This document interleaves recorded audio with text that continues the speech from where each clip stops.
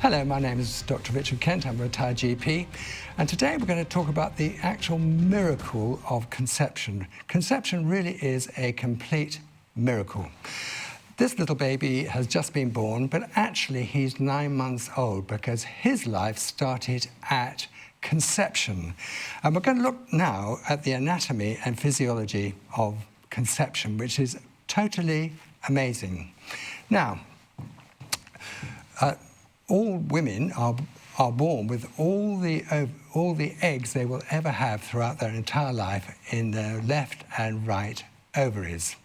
And when they start menstruating, once a month, an egg is released from the ovary and passes down the fallopian tube. That's the tube that connects the ovary to the womb. The medical word for the womb is called a uterus.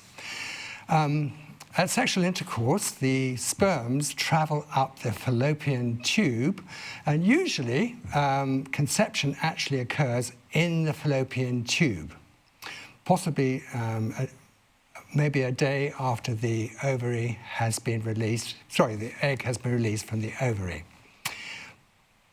So the sperms, actually, there are about 250 million sperms which are released during sexual intercourse, and they are attracted to the ovum, the egg, by a very, very powerful hormone released by the egg, basically saying to the sperms, come here, this is where I am.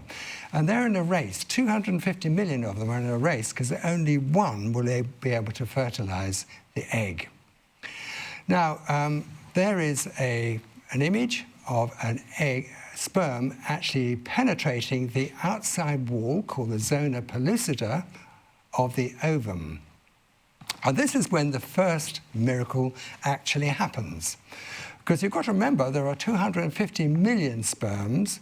Of course, a lot of them get lost on the way, but quite a lot of sperms actually arrive in the fallopian tube in the vicinity of the ovum. And it's very important that only one sperm actually penetrates the outside wall, called the zona pellucida. So as soon as one sperm has penetrated, the membrane, the outside membrane, becomes impermeable to any other sperm. So only one sperm actually enters. So that's the first miracle. It's been observed there's a flash of light at conception. It's not well understood, but because we're told in James chapter 2 that the body without the spirit is dead, it may well be that this is when the spirit enters the ovum at the same time. Now, if we look at this image, on the left you can see the egg, the nucleus of the egg, and on the right you can see the sperm entering the egg through the zona pellucida, and they fuse together almost instantly, and within a few weeks, this is what's happened, is that that single cell has multiplied using DNA, deoxyribonucleic acid, which is the genetic code for each little egg, to grow into a little baby.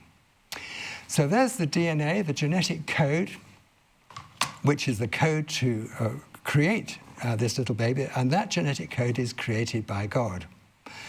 Now, we then come to the next miracle, which is really, really important, because remember, the egg has been fertilized in the fallopian tube, and over the next 2 days travels it down to the wall of the womb, called the endometrium, and implants itself in the wall of the endometrium, usually around 17 days in the 28-day cycle of the lady. Now, it's very important that a message is given to mum that baby's here. So baby gives off a very powerful hormone called human chorionic gonadotropin, which is actually the hormone used for the pregnancy test. Now, initially, in the first 48 hours, this hormone comes from the fertilized egg itself. So this is a miracle for the fertilized egg, the newborn baby to say, I'm here, don't have a monthly period at day 28, otherwise I'll be lost. So that's another miracle. So the whole business of conception is totally miraculous.